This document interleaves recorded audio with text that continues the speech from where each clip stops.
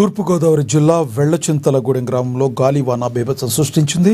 సుమారు 20 ఏళ్ల పైకప్పులు ఎగిరిపోవడంతో పాటుగా విద్యుత్ స్తంభాలు నేలకొరిగాయి. దీనివల్ల విద్యుత్ సరఫరాలో అంతరాయం ఏర్పడింది. అదేవిధంగా పశు నష్టం వంటి అనేక సమస్యలు కూడా ఈ గాలివాన కారణంగా కలిగాయి.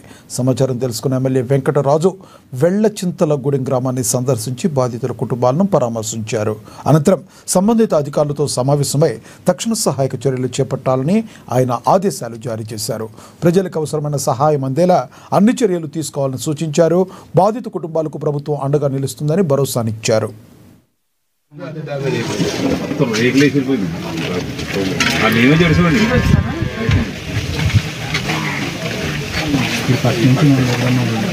చేసి ఈ రిపోర్ట్ అంతే వచ్చిన తర్వాత చెప్పడం ఏంటి అంటే అంబేద్కర్ స్ట్రీట్ కాడి మొత్తం అంతా కూడా చెల్లాచెదరు అయిపోయిందండి.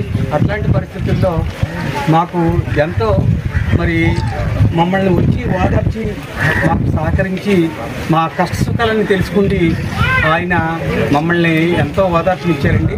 అయితే నేను చిన్న కోరిక అండి, పై రూపం తగిలిపోయింది, ఇంట్లో చిన్నపిల్లలు ఉన్నారు, ముసలి వాళ్ళు ఉన్నారు, కనీసం అది చేస్తే మాకు ఎంతో మేలు చేసినట్టు అవుతుందండి.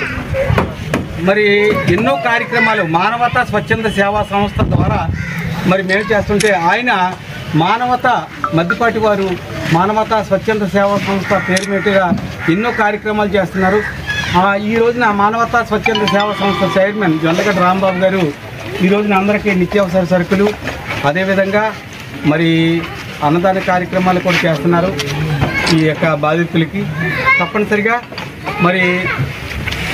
మద్దిపాటి వెంకటరాజు గారు మా గ్రామం పట్ల ప్రేమతో వచ్చి ఈ కార్యక్రమం చేస్తున్నట్టు ముఖ్యంగా మానవతా స్వచ్ఛంద సేవా సంస్థన వారికి ధన్యవాదాలు తెలియజేస్తున్నాను.